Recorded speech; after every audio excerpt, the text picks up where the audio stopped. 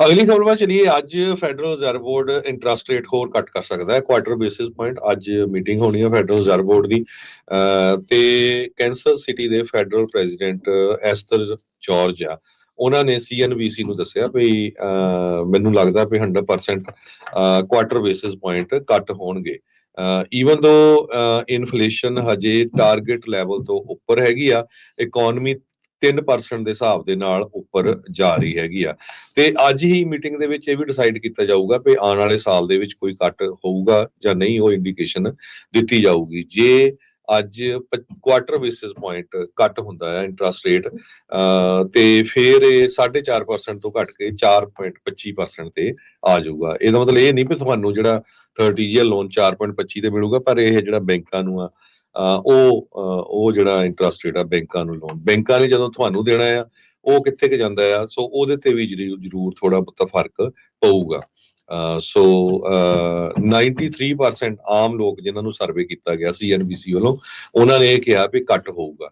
63% ਨੇ ਇਹ ਕਿਹਾ ਵੀ ਨਹੀਂ, ਕੱਟ ਨਹੀਂ ਹੋਊਗਾ। ਸੋ ਮੋਸਟ ਪ੍ਰੋਬਬਲੀ ਅੱਜ ਦੀ ਮੀਟਿੰਗ ਜਿਹੜੀ ਆ ਸ਼ਾਮ ਨੂੰ ਆਪਾਂ ਤੁਹਾਨੂੰ ਦੱਸ ਦਾਂਗੇ ਭਈ ਜਿਹੜਾ ਇੰਟਰਸਟ ਰੇਟ ਆ ਕੁਆਟਰ ਬੇਸਿਸ ਪੁਆਇੰਟ ਕੱਟ ਹੋਇਆ ਜਾਂ ਹਾਫ ਜਾਂ ਨਹੀਂ ਕੱਟ ਹੋਇਆ ਹੈਗਾ। ਜੀ, ਬਿਲਕੁਲ। ਕੁਝ ਦਿਨ ਪਹਿਲਾਂ ਜਿਹੜੇ ਜਰੋਮ ਪਾਵਲ ਨੇ ਵੀ ਇਹ ਇਸ਼ਾਰਾ ਕੀਤਾ ਸੀਗਾ ਵੀ ਅਸੀਂ ਜਿਹੜਾ ਆ ਇੰਟਰਸਟ ਰੇਟ ਕੱਟ ਜਿਹੜਾ ਉਹ ਕਰ ਸਕਦੇ ਆ। ਆਪਣੇ ਗਵਾਂਢੀ ਮੁਲਕ ਨੇ ਵੀ 1/4% ਇੰਟਰਸਟ ਰੇਟ ਕੱਟ ਕੀਤਾ ਸੀ, ਸੋ ਲੱਗਦਾ ਵੀ ਉਸ ਪਾਸੇ ਵੱਲ ਨੂੰ ਜਿਹੜਾ ਉਹ ਵੱਧ ਸਕਦੇ ਹੈਗੇ ਨੇ।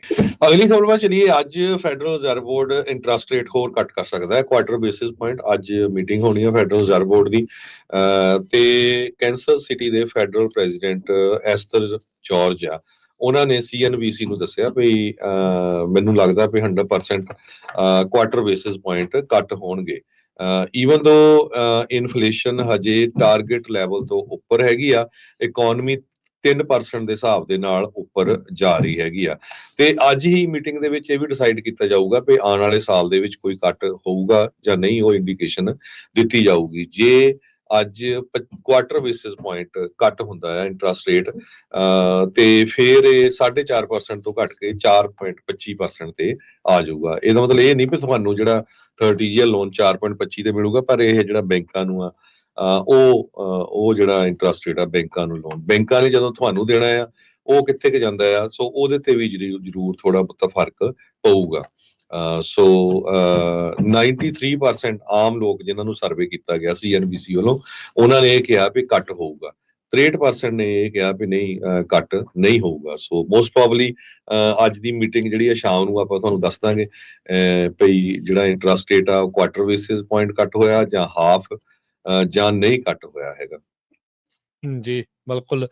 ਕੁਝ ਦਿਨ ਪਹਿਲਾਂ ਜਿਹੜੇ ਜਰੋਮ ਪਾਵਲ ਨੇ ਵੀ ਇਹ ਇਸ਼ਾਰਾ ਕੀਤਾ ਸੀਗਾ ਵੀ ਅਸੀਂ ਜਿਹੜਾ ਆ ਇੰਟਰਸਟ ਰੇਟ ਕੱਟ ਜਿਹੜਾ ਉਹ ਕਰ ਸਕਦੇ ਆ। ਆਪਣੇ ਗਵਾਂਢੀ ਮੁਲਕ ਨੇ ਵੀ 1/4% ਇੰਟਰਸਟ ਰੇਟ ਕੱਟ ਕੀਤਾ ਸੀ, ਸੋ ਲੱਗਦਾ ਵੀ ਉਸ ਪਾਸੇ ਵੱਲ ਨੂੰ ਜਿਹੜਾ ਉਹ ਵੱਧ ਸਕਦੇ ਹੈਗੇ ਨੇ।